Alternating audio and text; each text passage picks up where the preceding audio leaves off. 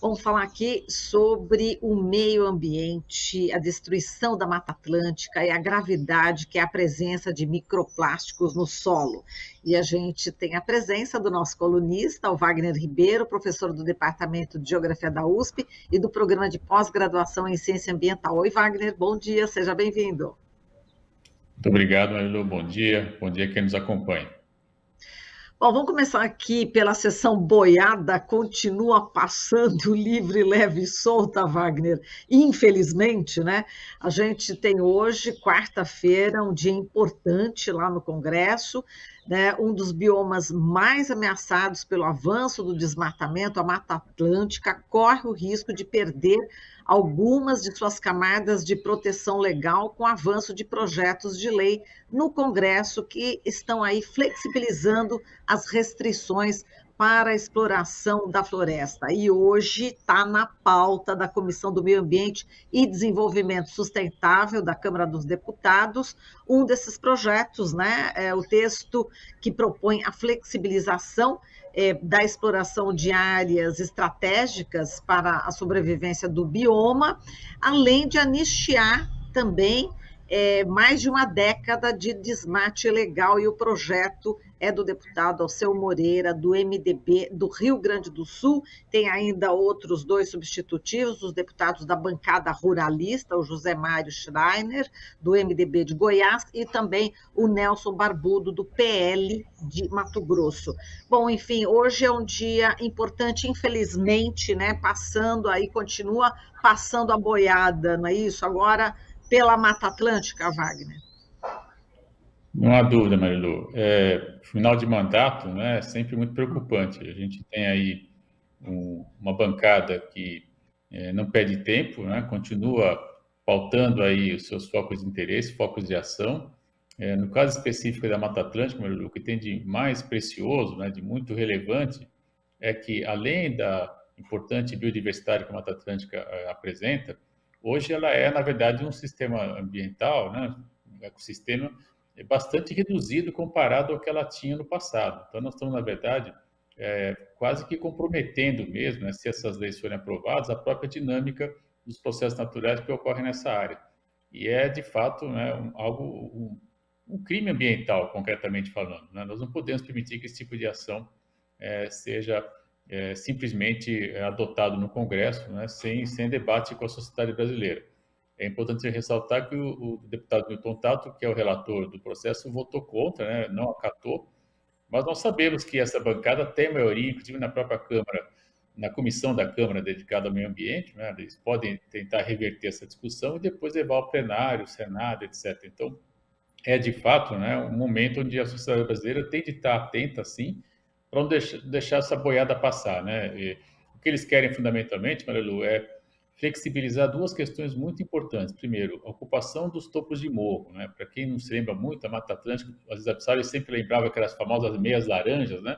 Os topos de morro é justamente uma área muito importante porque dali escoa água para toda a bacia, né? E essas áreas de topo de morro, elas têm uma função estratégica muito importante por permitir esse escoamento, mas também por ter formas de vida muito singulares, né? Você não tem, pelo tipo de solo que você tem do topo, não é o mesmo solo que você vai ter ao longo da encosta, você vai ter aí formações vegetais também diferentes, ou seja, você vai estar afetando claramente um ponto muito estratégico, né? Para aquilo que se chama aí, né, de renovação dos ciclos de água, especialmente na Mata Atlântica. E aí, se a gente vai olhar justamente onde sobrou de Mata Atlântica, né, Marilu, a gente vai ver que está justamente nas áreas urbanas, né? Nós estamos falando do entorno da região metropolitana de São Paulo, Campinas, né, mesmo Rio de Janeiro, enfim, para citar alguns casos, né, onde os chamados serviços ambientais são fundamentais, né, a ideia de você ter a renovação do ciclo da água e abastecimento urbano passa fundamentalmente pela preservação da Mata Atlântica. E esse projeto, então, ao permitir, né, flexibilizar a devastação dessas áreas, vai comprometer ainda mais a oferta de água das regiões metropolitanas. Isso precisa ser muito claro, precisa ser muito bem debatido, né, e informado a população. A outra questão que eles querem, Maria, é justamente aumentar o tempo entre aspas, do perdão pelo desmatamento ilegal. A Lei da Mata Atlântica de 2006, eles querem fazer com que, na verdade, trazer essa data para 2008, ganhariam 2 anos aí de perdão por desmatamento ilegal que também é tornar ilícito, né? É tornar lícito aquilo que foi praticado de maneira ilícita, né? Então é mais, sem dúvida, mais uma canetada, né? Mais uma boiada que querem passar. Aliás, não por acaso, né? A pecuária está entre as fontes também de, digamos assim, de desmatamento, né, da Mata Atlântica. Vem a agricultura, a pecuária e também hoje cada vez mais também as áreas urbanas crescendo sobre a Mata Atlântica. Então é preciso discutir esse tema assim e não permitir a aprovação desse projeto, Marilu.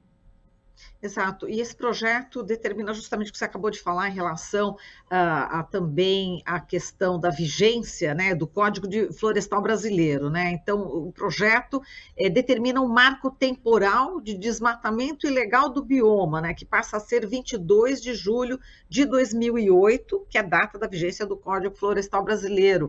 E a mudança faz com que não exista aí na prática a responsabilização pelo que foi feito, foi destruído antes dessa data. Quer dizer, é uma coisa que a gente precisa combater, não é isso, Wagner? Porque a gente tem a Lei da Mata Atlântica desde 2006, não é isso? E não determina nada essa questão de marco temporal, né? Sem dúvida, Marilu, essa é outra boiada que querem passar, né? Com você de maneira muito mais didática do que eu, muito mais clara, com sua capacidade de comunicação deixou muito evidente, é justamente isso, né? Nós temos aí uma anistia para aquilo que foi praticado de maneira ilegal, né? O governo vai perdoar quem praticou o desmatamento ilegal, ou seja, ele continua estimulando, faz aí um ilícito que depois lá na frente a gente dá um jeitinho, né? Faz uma lei aí, muda, e aquilo que você fez de errado não vai ter nenhum tipo de proibição, né? Não vai ser de alguma maneira retalhado, né? Isso, sem dúvida, é um estímulo também para a ocupação ilegal de áreas importantes, como é o caso da Mata Atlântica, né? Então, e não podemos realmente admitir isso, em especial, como eu dizia, né, pelos serviços ambientais que a Mata Atlântica oferece, fundamentalmente associados a prover água de qualidade para áreas metropolitanas como São Paulo, Campinas, Rio de Janeiro, para citar três, mas poderia, se a gente for pegar toda a vasta faixa da Mata Atlântica, tem outras metrópoles importantes também, e tudo isso vai ser afetado. Já vivemos crises hídricas sistêmicas, né? No caso de São Paulo, por exemplo, ela é sistêmica, nós sabemos que é uma situação difícil, né? Agravando ainda mais o desmatamento, essa crise vai ganhar proporções ainda mais difíceis de serem enfrentadas, né? Associada a regimes de escassez que estão ficando mais marcados, dadas as mudanças climáticas, nós vamos ter, de fato, um cenário muito preocupante. Só para citar a região metropolitana de São Paulo, né? Podia citar Rio de Janeiro, poderia citar também Campinas, enfim. Essas três metrópoles, né, já mostram aí as implicações claras, né, desse tipo de ação, caso seja aprovado na Câmara. E nesse topo, né, da montanha, da serra, enfim, da mata, né, como você falou, enfim, ao invés de árvores, enfim, da fauna e da flora, esse projeto está permitindo atividades agrosilvopastoris. Quer dizer, vai ser uma degradação aí jamais pior, ainda pior do que a gente já tinha visto, não é? A gente tem aí dados do INPE a respeito dessa devastação na Mata Atlântica, a gente pôde perceber um crescimento, não é isso?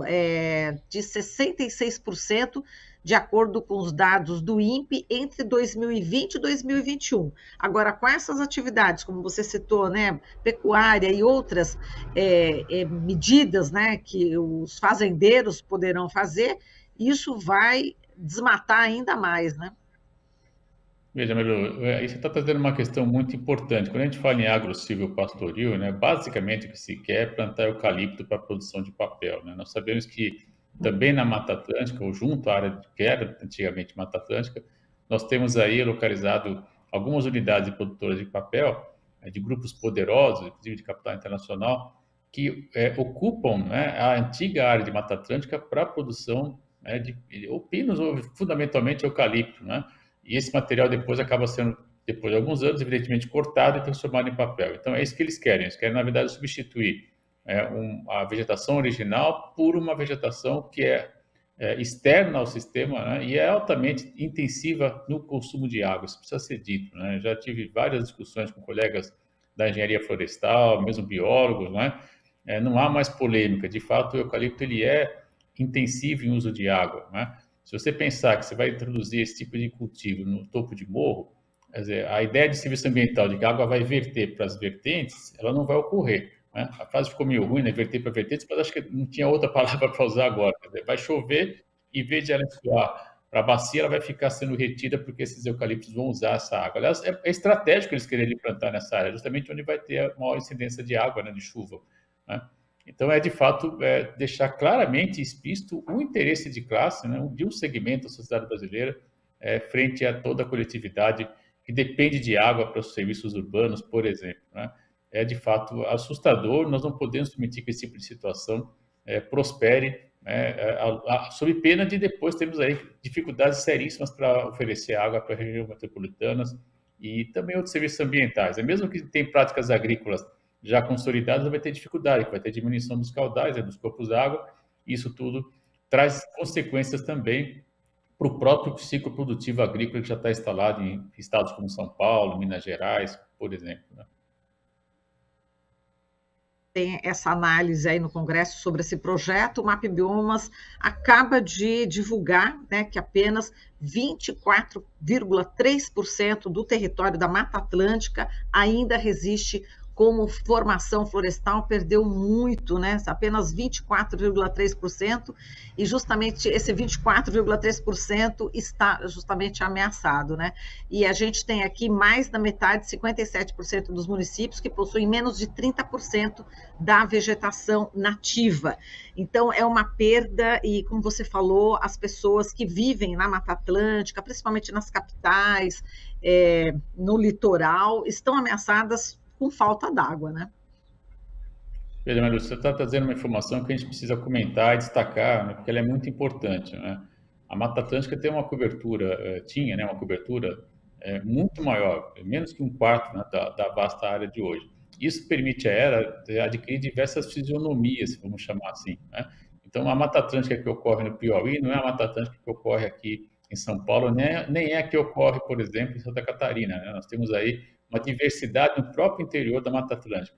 A Mata Atlântica que ocorre no sul da Bahia, né, segundo dados, é a mais biodiversa, né, de toda a faixa da Mata Atlântica do país, por exemplo. Então, a região ali de Ilhéus, em torno ali, você tem, de fato, uma enorme e importantíssima biodiversidade, maior e diferente da que ocorre, por exemplo, no estado do Paraná. Né? Quando a gente vai analisar, então, esses dados aí, que o MapBiomas apresenta, o que a gente observa? Que algumas feições de Mata Atlântica estão melhor preservadas que outras, o caso ainda, né? Do Piauí, curioso, as pessoas até acham, tem Mata Atlântica no Piauí? Sim, tem Mata Atlântica no Piauí, né? E, por exemplo, Paraná e também Santa Catarina, mas estados como São Paulo, né? Se nós pegarmos mesmo o Rio de Janeiro, a situação é bem diferente. Né? Nós temos aí nessas porções, né, do sistema Mata Atlântica, áreas bem menores, bem mais reduzidas, fazendo com que já tenhamos perda, sim, de biodiversidade, né? De maneira muito drástica, eu diria. Né? Então, esse um quarto, um quarto, né, que está sobrando de Mata Atlântica, um pouco menos, na verdade, ele tem que ser preservado, sim, né? Sob pena de nós não estamos aí abrindo mão, né, de um volume de informação extraordinário que é a biodiversidade que está posta na Mata Atlântica, associado, sem dúvida, aos serviços ambientais, entre os quais, né, o principal é o oferecimento de água para as áreas metropolitanas. A Mata Atlântica ela foi duramente afetada pela introdução de sistemas agrícolas, né, no Brasil, isso desde a época colonial, e, ao mesmo tempo, ela abriga, né, sob ela se desenvolveram enormes metrópoles, grandes contingentes populacionais. Nós estamos falando aí de se pegar, por exemplo, São Paulo, Campinas, Rio de Janeiro, quase 30 milhões de habitantes. Né? Como é que a gente vai oferecer água de qualidade para essas pessoas se a gente não tiver condição de oferecer os ciclos naturais que a Mata Atlântica permite? Né? Ou seja, você vai desmatar, você vai perder a possibilidade de fazer com que o ciclo da água ocorra e, a partir daí, ter dificuldade para oferecer água para esse contingente populacional. É muita gente. Né? Então, precisa ter responsabilidade, o Congresso tem que ser mais firme nessa questão, trazer o debate a público, chamar os cientistas, os pesquisadores qualificados, se apoiar nos dados do INPE, do MapBiomas, né? Felizmente, existe muito trabalho qualificado hoje, a Mata Atlântica tem essa vantagem, é um sistema natural muito estudado, né? Dado a presença de universidades em vários desses lugares que eu comentei, então há muita literatura qualificada, assim, muita gente que pode trazer uma contribuição mais qualificada para o debate e para evitar que mais esse clima ambiental seja consagrado, digamos assim, né? No Congresso brasileiro. Exato. E justamente esses parlamentares são ligados à bancada ruralista, que, por sua vez, dá sustentação ao presidente da República, Jair Bolsonaro, que agora concorre à reeleição. Então, é preciso estar atento, não é isso, Wagner? Sem dúvida, Marilu. Muito atento. Certo. A gente, estou vendo aqui, a Nama já está pedindo já para a gente, já encerrando aqui, a gente pode falar do microplástico na próxima semana, Wagner, pode Claro, ser? falamos sim. Ficamos combinados aqui, sem problema. A gente tomou o tempo A aqui com a Mata Atlântica é mais Mata urgente. Ela é mais urgente, Exato. sem dúvida. Hoje tem essa votação, então, enfim, vai ser analisado na Câmara, enfim, vamos acompanhar de perto, porque a boiada está passando, como você falou, né, nesses últimos meses aqui do ano, né? Enfim, vamos ficar atentos mesmo. Wagner, muitíssimo obrigada, um forte abraço e até a próxima semana. Até lá. Beijo. Falamos aqui com Wagner Ribeiro, professor do Departamento de Geografia da USP e do Programa de Pós-Graduação em Ciência Ambiental. Estamos apresentando Jornal Brasil Atual. As notícias que os outros não dão.